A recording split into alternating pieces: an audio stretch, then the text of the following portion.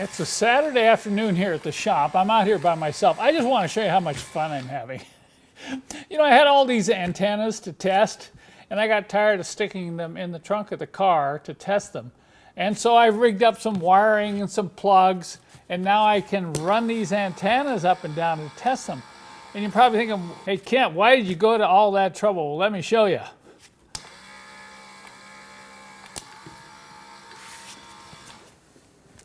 I had 4 or 5 boxes of these Hirschman antennas, so I decided to pull them out and start going through them.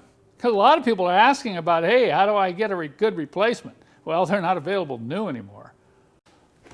So I did some initial testing on these. You know, the first thing I did was mount them up on the bench there and see if they would even run. If they didn't run at all, I'd set them aside. But these are all the ones that would run one way or another, up or down or halfway or whatever. So I pulled these 10 out and I decided to do 10 today.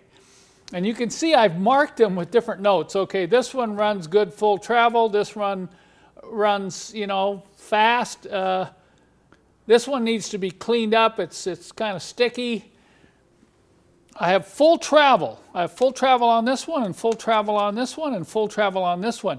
Notice these two are from 300 TD wagons. So these are ones I definitely want to fix up because these are the ones that are in high demand. Earlier today I took these all apart. Every one of them. Took them all apart. They get all gummed up down inside here. They get, you know, gummed up in here. The wheels get sticky. And I literally cleaned everything and lubricated it. Then went through each one. Now I'm in the process of putting them back up on the bench, checking travel, and then I'm going to install new antenna masts in each one. Okay, you can see I've really cleaned this up. You do find corrosion in this area where the moisture settles. I've also lubed the worm gear here. And what I'm checking now before I install the new mast is full travel and smoothness of operation. So let's see how this one does. You hear the motor? Nice and smooth, no excessive growling. Notice the number of rotations as it goes all the way down. Now let's run it all the way up. Okay, sometimes the bearings right in here will wear out and you get a lot of grinding and growling noises, but this one sounds really good. So I'm going to run it up, stop, up. That's how you adjust it while you're going down the road, as if anybody really ever does that. So I've got it all the way up to max. Now I'm going to get the antenna mast and we're going to install it. And I'll show you how I do this. Okay, with the antenna all the way up, I'm going to put the tail in, push it down, and make sure it engages this retract wheel right here in the teeth. Sometimes these teeth will wear out, and it won't pull the antenna down or push it up all the way. All right, now I have to kind of move fast.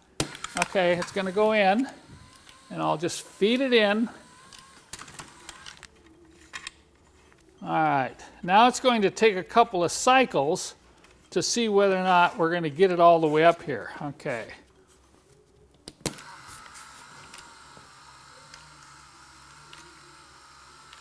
Now watch, it'll run a little bit because it's got to adjust. And now let's bring it back down. Look at that.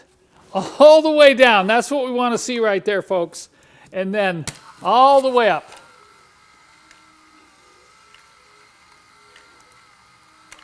Okay, I've got another one restored. Notice this is a 300 TD wagon antenna. If you're interested in getting one of these, I will be putting them up on my website as I get through the process of rebuilding these sometime over the next couple of weeks.